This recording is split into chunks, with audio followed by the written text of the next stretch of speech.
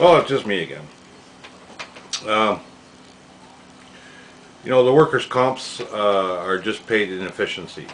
Um, I just found a letter in my file dated March 23rd, 1988, and it is from L. Lysak, Claims Coordinator. Lysak. Well, apparently the Newtown machine where I was working, they don't have any information on me working in 1988.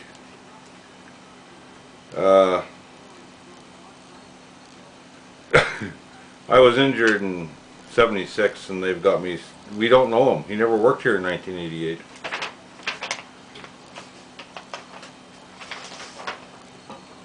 Then I've got a follow-up report on after November of 88. This was I was diagnosed. I'm waiting for surgery. Doctors, well, when they did the arthrogram, they put the needle in and pump it up with dye in there and stuff. You lay on this bed. There's two technicians sitting there. And again, you had to be there. It was the most abnormal. I heard them talking. You know, like, did you see this? Whatever. You know, now they give a shit. One of them walks over to me and do you need help? Yeah, after all these years, you finally listened to me and you found it. Now you want... I wanted to punch him. Isn't that strange? The guy that found it is the guy I wanted to punch. But anyways, this C. Colette Rusnak, rehab counselor, she came up to where I was living and wanted me to go get a job stocking shelves at a Safeway.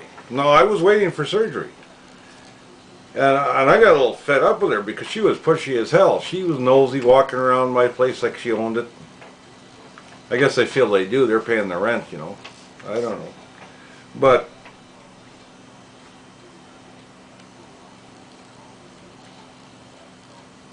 she was persistent. I just told her, look, do whatever you got to do. And I told her to leave. I immediately phoned Regina to find out what was going on. I mean, I'm waiting for surgery. They found out that there's lots wrong. And, oh, forget she was there. Don't pay no attention, they said. She's got you mixed up with somebody else. And I said, it's funny, she called me by name. She came to the door and she didn't call me a different name. Maybe when she got back to her car she might have, but she knew who I was. She knew my situation. Well, just ignore her. I said, all the time? Yeah, just ignore her. Jesus Christ. Paid inefficiency. But years later, I'm talking to Ken Ducelier. He, like I said, he was in the past, he was 25 years there, and he got fired for having a nervous breakdown and going to a psychiatrist. Now, this is what he told me. And then he's working in Regina with some other ex-workers' comp employees who are starting an advocacy group. And they charge quite a bit. Forget the name of it. It was in a TV guide, the ad. But and I mentioned that to him. First you guys take our money, see that we have nothing, and then you charge us to get it back for us. But because I knew he wasn't going to be of much help. No, he knew my claim. He knew that they cheated me and they owe me so much they're just not going to talk to me. And he's the first one that said they're going to screw with me till I'm dead. That's Ken Ducelier.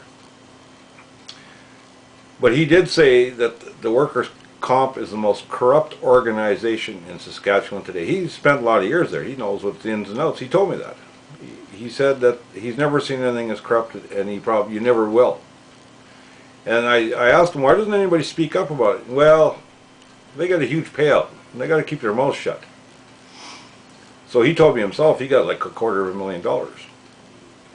Not bad. That's injured workers' money. I hope people realize that. And as far, I keep hearing, you know, like, compensate, businesses are paying, they're not paying it. They're just taking it off your goddamn check before you even see it. It's all worked into the wage package. If they never had to pay workers' comp, which I'd like to see, and you pay it out of your own and they have absolutely nothing to do with it, that would be an ideal situation for everybody. Wouldn't cost the businesses anything. I would suggest even hiring educated, reasonably educated injured workers who are honest. Maybe they can be psychoanalyzed to see how honest they are to run it. Things would be fair, but the way it is now, it's a savings and loans, and the money's just going back to the businesses, and these guys are getting huge wages. SGEU, Saskatchewan Government Employees Union. The whole system right now is corrupt. It's dirty as hell.